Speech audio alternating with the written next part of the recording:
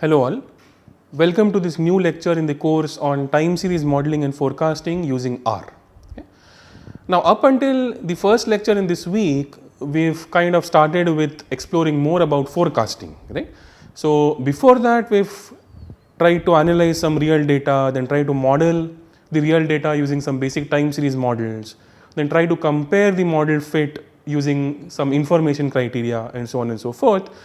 And then lastly, we've kind of applied some diagnostic checking to ensure that all the assumptions are being met about the model or not, right. And once we're through with all these stages, then the ultimate goal is forecasting. Okay. Now again, the last lecture we saw a particular example where we try to forecast, let's say 1 step ahead forecast or 2 step ahead forecast or in general L step ahead forecast of a particular ARMA model. Okay. Now one last thing we'll do with again the ARMA model, and then we'll see that what would be covered next. Okay. Now again, if you vaguely remember from the last lecture, we tried to forecast in general the L step ahead forecast for a particular ARMA model with orders PQ. Okay. And then on top of that, we found out the forecast error also, and then we talked about, let's say, the expected value of the forecast error, right, and let's say the variance of the forecast error, and so on and so forth. So here interestingly, we have two properties about any forecasts, right.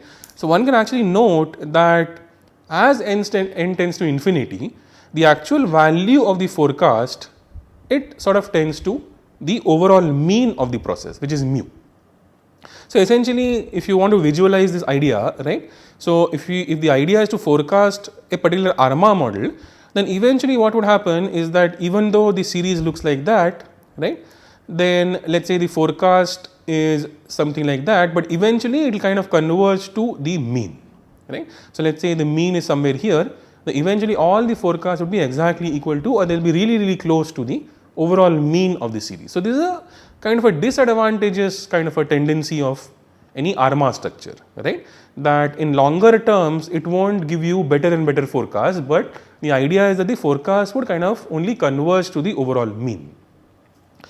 At the same time, as n goes to infinity, the variance of the forecast error, right.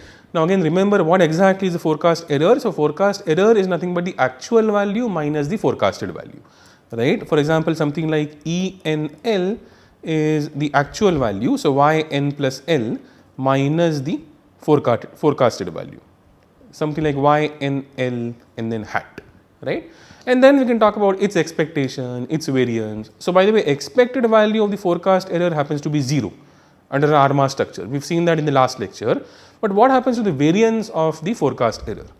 Now again, as n tends to infinity, the variance of the forecast error also converges to the overall variance, which is gamma 0. So gamma 0 is what from notation? So gamma 0 is nothing but the variance of the actual time series process, isn't it? So gamma 0 is nothing but variance of yt. So in a longer run, the forecasts would kind of slowly converge to the actual mean, while the variance of the forecast errors would converge to the actual variance of the time series process. Okay. Thus, this may be a slightly drawback of a ARMA model or ARIMA model and so on, right. So thus, ARMA or ARIMA forecasting is useful only for a short term forecast. So I think this point is really important, that if you want to forecast something in extreme future or let's say down the line, then probably using ARMA model or ARIMA model won't be a good fit, right, because ARMA forecasting or ARIMA forecasting is useful only in short term forecasts, right. So then what, can we have some other better technique? So we'll slowly progress this week by analyzing all the different ideas about forecasting a time series data. Okay.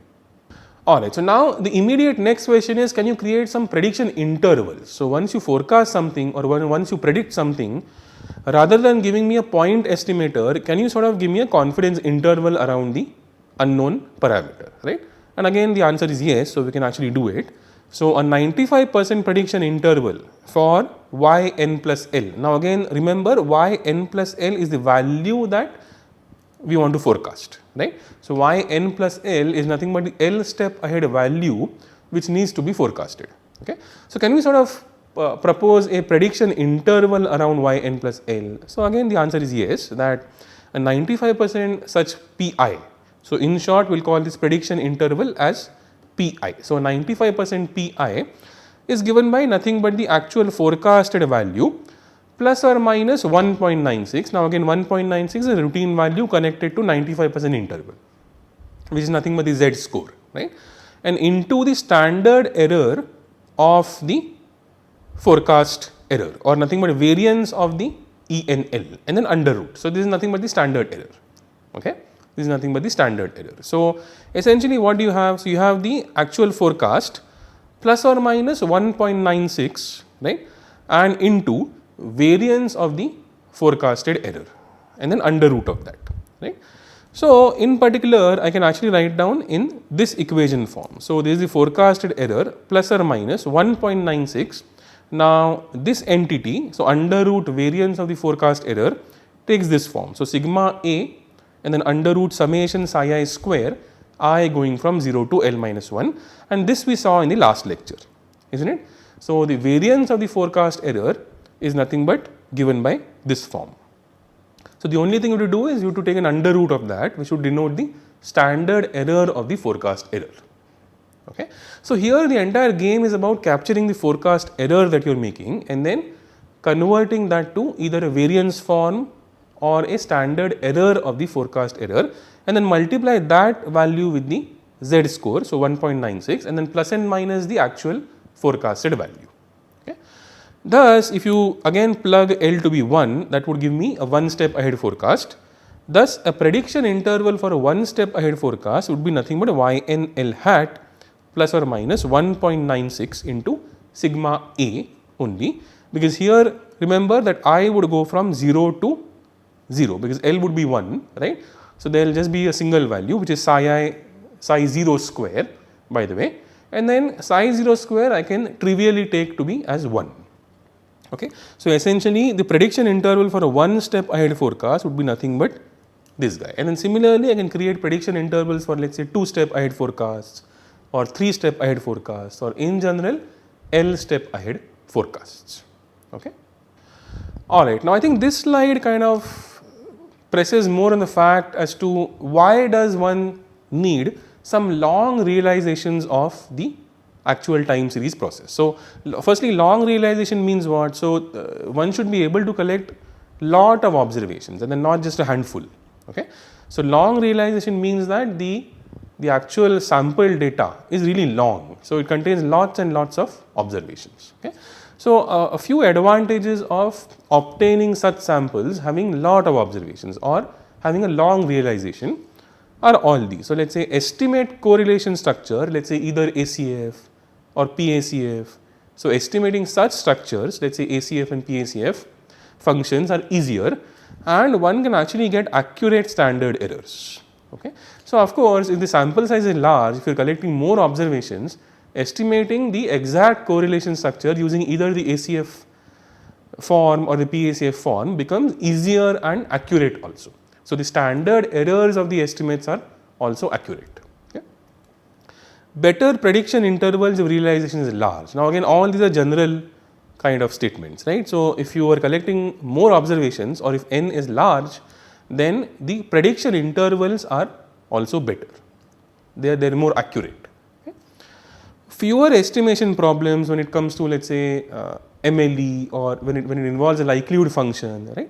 So when the sample size is large, the likelihood function is better behaved, right. So you can sort of model the likelihood function or get the MLE which is more accurate, or the likelihood function is better behaved. So one actually has fewer estimation problems in that aspect. Okay. Possible to check forecast by withholding recent data. Now in the era of machine learning, data science and all these things, so what people do is they keep some data to kind of train the model. So this is called as a training data set, and then they kind of keep a handful of observations for testing the model, right. Now again, if you are having only, let's say, 30 observations or 40 observations to start with, then again splitting 30 observations or 40 observations into training set and testing set is not feasible, right. But of course, if you have lots and lots of observations, let's say hundreds or thousands and so on, then one can appropriately split the data into training set and testing set. And again, just to summarize what exactly these two mean is that whatever model you are fitting, let's say ARMA, ARIMA, SARIMA, etc., the models have to be fitted on the training set only, and the testing set has to be kind of used to check if the model is accurate or not by obtaining the errors or obtaining the deviations from the actual value in the test set and the fitted values or the forecasted values, right. So, this is the idea about, let us say, splitting any data set into training set and testing set. So, again coming back to the same point is, again just to summarize, is that if you are having long realizations or lots of observations, then possible to check forecast by withholding some recent data and then keeping some recent data in the testing set and then keeping all the prior data in a training set. Okay. And lastly, if you have more observations, one can actually check the model stability by dividing data and analyzing both sides. Okay. So, again these are some points as to if you have long realizations of any time series data, then what might be the advantages of that. Okay. Now, the next idea is advantages of parsimonious models. Now, you have to understand what you mean by parsimonious models. So, a parsimonious model means that a model having lesser parameters, but still accurate. Okay. I will give you an example. So, again think of a situation where you are trying to fit a real data set using two possible models. So, the first one is AR2 and then the second one is, let us say, AR8, right.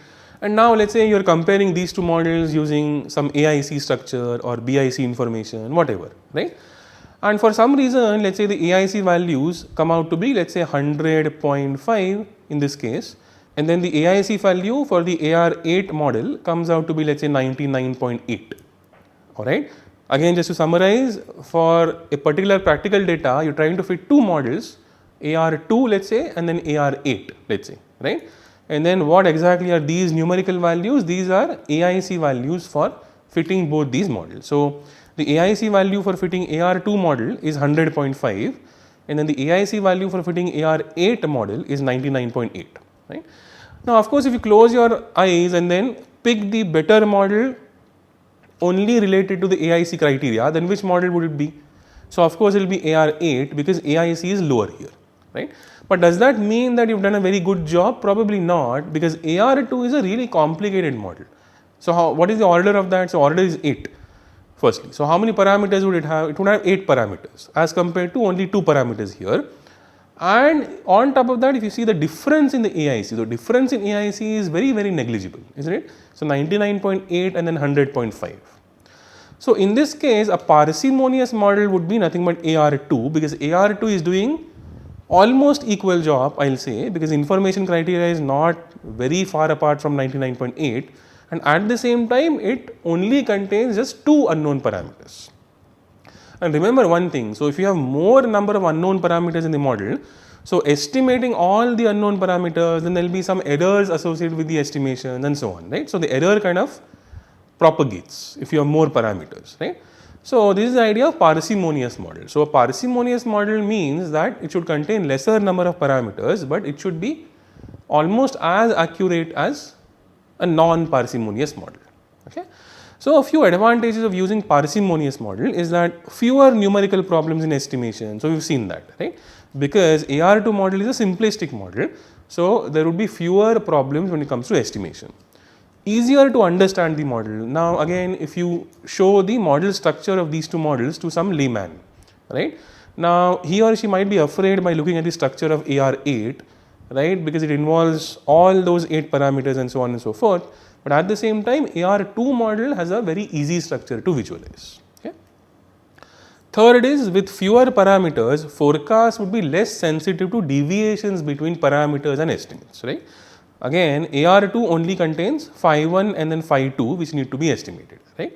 So, when it comes to the overall forecast error, the overall forecast error would be less sensitive to deviations between, let us say, phi 1 and phi 1 hat and phi 2 and phi 2 hat as compared to all the 8 parameters and their estimates for AR8. Okay. Next, the model may be applied more generally to similar processes. Since you are dealing with a simpler version or a simpler process, you can actually extend the modeling aspect of that simpler model to other similar processes also. Next is rapid real-time computations for control or other actions. So since the model itself is easy to deal with, then computationally also it becomes slightly faster, right? And lastly, having a parsimonious model is less important if the realization is large. So the last point is in fact telling you that if you have a long realization, right? Again, what do you mean by long realization? You have lots and lots of observations. Then having a parsimonious model is less important, because even if you have more number of parameters in the model, for example, let's say AR8, but at the same time, if the realization is really long, then they kind of balance the effects of each other, right? So think of a situation where you are collecting lots and lots of observations. So probably fitting AR8, if the AIC criteria suggests that, should be taken further for forecasting and whatever as compared to AR2. So hopefully these points were clear, which were seen in the last slide. Okay. Now what we'll do now is, let's say once you forecast a couple of models, right? So let's say AR2 and AR8, then how do you actually measure the forecast accuracy, and then using all these measures that you see in front of you of forecast accuracy, can you then compare between the forecasts, and then can you say that which model might be better, and so on and so forth? Again, the answer is yes.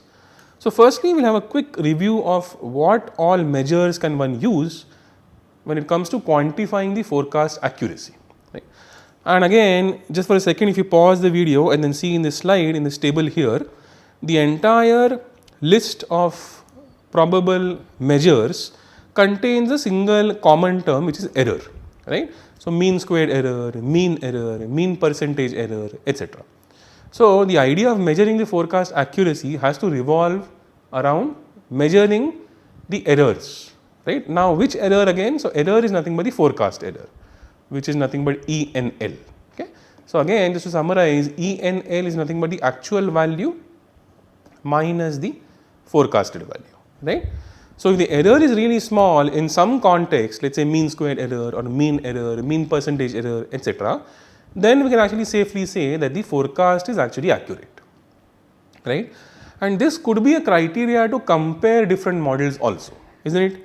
I'll give you an example. So let's say again you're dealing with a practical data. You want to forecast down the line using two probable models. So the first one is, let's say AR2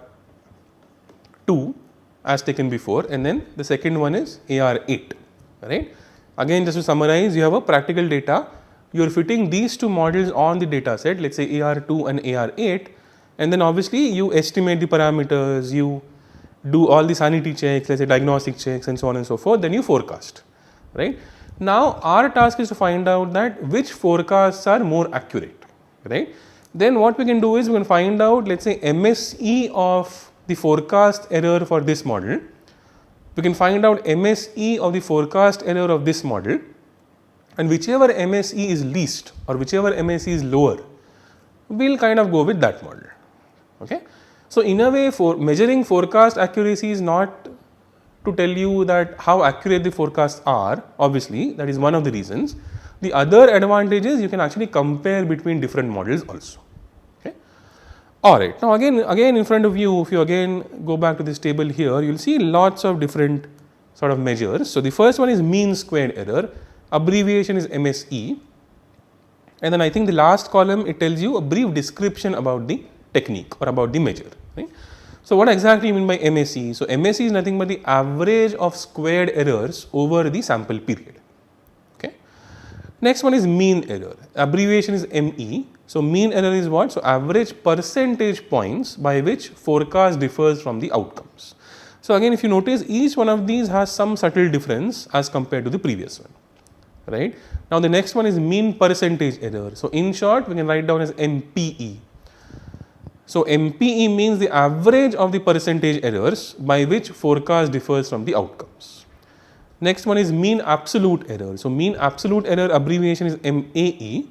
So average of absolute percentage points by which the forecast differs from the outcome. So on one hand, we started with squared errors, measuring squared errors. And now here, when it comes to MAE or mean absolute error, we are trying to measure the absolute error rather than squared error. And lastly, mean absolute percentage error or MAPE, right? which gives you the average of absolute percentage amount by which the forecast differs from the outcomes, right.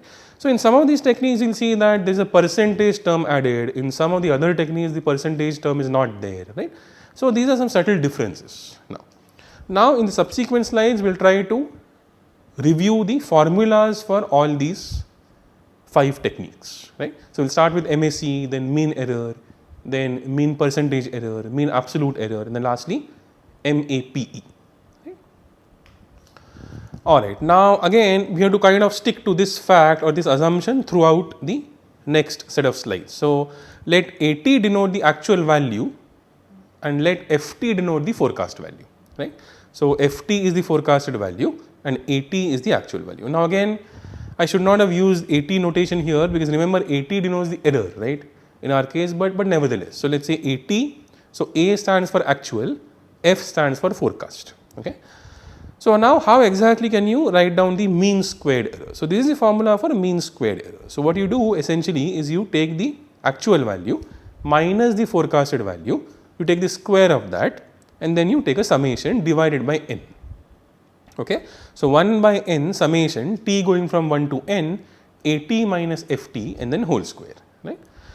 Now, again how do you visualize all these errors again? So, let us say I will give you a small example. So, let us say you have some practical data that you have collected, right. This is the partition and after that the task is to forecast, right.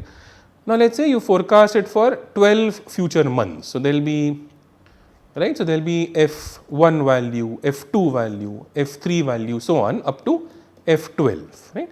So, consider a very simple situation. Let us say the idea is to forecast the next year's temperatures, right, monthly temperatures based on some historical data, right.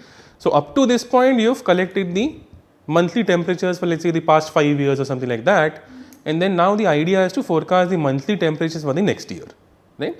So, F1, F2, F3, F4 up to F12 would be the forecasted temperatures on a monthly basis, and let us say the actual values for the temperatures are these. So, A1, A2, A3 up to A12. So, is the idea clear? So, the AIs are the actual values, the FIs are the forecasted values, and then the idea is to kind of find the error between the actual value and the forecasted value using some appropriate measure, right. So, now for example, MAC could be one such measure where you simply have this simple looking formula, or the second one is mean percentage error. Now, when it comes to percentage you have to kind of quantify the error in terms of some percentage, okay. So, something like this. So, summation and then AT minus FT divided by AT into 100. So, this would give you some percentage, right, and then again summation and 1 by n, okay, and so on. So, this is the idea behind all the different measures or all the different errors. Then the next one is mean absolute error. Now, this is slightly different obviously. So, mean absolute error would be 1 by n summation then the absolute value of AT minus FT. So, rather than a square term here I have an absolute value, right. Then what do you mean by mean absolute percentage error or MAPE or MAPE? So, I think MAPE is kind of very widely applied measure. So, MAPE is what? So, 1 by n summation absolute value of AT minus FT divided by AT into 100. Right? Now, if you notice one very easy thing, then the mean absolute error and the mean absolute percentage error, the only difference is you are kind of converting the mean absolute error in terms of a percentage here. Similarly, if you go back, then the mean squared error and the mean percentage error is what? So, you are kind of converting the mean squared error to some sort of a percentage here, kind of, right. So, this is the idea basically, okay. So, mean absolute error, then mean absolute percentage error and so on, right. Now, lastly we will discuss the idea of a naive forecast. So, what exactly mean by the idea of a naive forecast? So, firstly what exactly mean by a naive forecast? So, a naive forecast is nothing but an estimation technique in which the last period's actuals are used as this period's forecast. Okay. Now, what do you mean by that? So, let us say again you are collecting observations on a monthly basis, let us say temperature data, and you have collected lots of observations. So, y1, y2, y3 up to yn, right. So, now let us say yn would be the last month's temperature because yn is the most recent data you have collected. Okay. So let's say yn is the last month's temperature. So this is the most recent data. Now if I want to propose a very naive forecast, what I'll do is I'll take the one step ahead forecast to be the value yn itself. So this is the idea of naive forecast, because what has happened is in the last month I know that the temperature was yn, let's say 35 degrees on an average, right. So a naive way of kind of guessing, a naive way of kind of forecasting the temperature of this month would be nothing but I'll use the same exact value which was the temperature in the last month, right. Now obviously this is not a very good idea, right, because the idea of forecasting itself is kind of defeated, but then the idea of naive forecast is when the last period's actuals or the last period's values are used as this period's forecast without adjusting them or without attempting to establish causal factors, nothing like that. So without any adjustments, you blindly take the last period's value and then assume that to be the forecast for the current value. Okay. By the way, such naive forecasts are used only for comparison with the forecast generated by the better or sophisticated techniques. So let's say if you are kind of forecasting a particular ARMA model using minimum MSE criteria, then towards the end of the day, one can actually compare the forecast that you get from minimum MSE criteria with a naive forecast. Okay. So essentially naive forecast is nothing but guessing, right, because if you already have some value, you are basically guessing as to what the value would be in this month. Okay. Alright. Now in this spirit, we have a U statistic given by Thales. So it is called as Thales U statistic. Now again, don't go into detail too much, but then here you see two different quantities. So U1 and then U2 and then expressions for that, right. And again, I mean if you pause the video for a second or something like that, then expressions are not very difficult. So what exactly is U1? So U1 is nothing but the under root of squared errors, right, because AT is the actual value, FT is the forecasted value. You are taking the square error and then summation and then under root, and then in the denominator you have the individual squared value. So summation AT square plus summation FT square, both under root. And then U2 is slightly different. So U2 is one step ahead in the future if you observe, right. So what is U2? So U2 is nothing but you are involving FT plus 1, AT plus 1 also divided by AT, and then denominator is kind of only based on the actual values. Okay. So for any given data or for any given practical set of observations, one can actually find out the numerical value of U1, right, and the numerical value of U2. Obviously, once you implement some forecasting technique or a forecasting measure, right. Now these are all the properties of the Thales U statistic. So if U1 is close to 0 or if U1 is closer to 0, it indicates better forecasting accuracy. So if my U1 is really close to 0, it indicates better forecasting accuracy. On the other hand, if U2 equals 1, there is no difference between a naive forecast and the forecasting technique that you have applied. Okay.